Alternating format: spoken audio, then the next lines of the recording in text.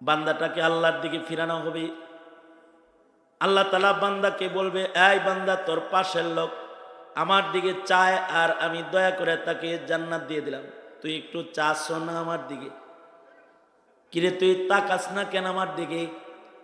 তখন বান্দা বলবে, আল্লাহ, দুনিয়াতে তুমি নামাজ পড়তে বলেছো, আমি পড়ি নাই। দুনিয়াতে রোজা রাখতে বলেছো, আর রাখি নাই।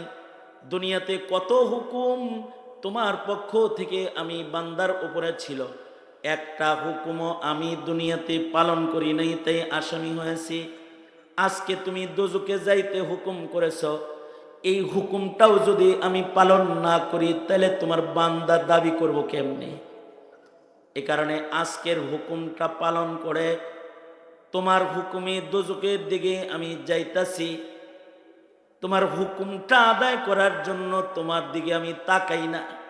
আল্লাহ তাআলা বলবেন, এই কালিমাওয়ালা, আমার একটা হুকুমের প্রতি তোর যেহেতু সম্মান আছে, তুই আমাকে চিনস, আমার হুকুমকে যেহেতু তুই মূল্যায়ন করতে পেরেছিস, আমার হুকুমের মর্যাদা যেহেতু তোর দ্বারায় দেয়া হয়েছে, এ কারণে আমি আমার এই হুকুমটার সম্মান করার কারণে আমি তোর দোজকের আগুন মাফ করে তোকেও জান্নাত দিয়ে দিলাম।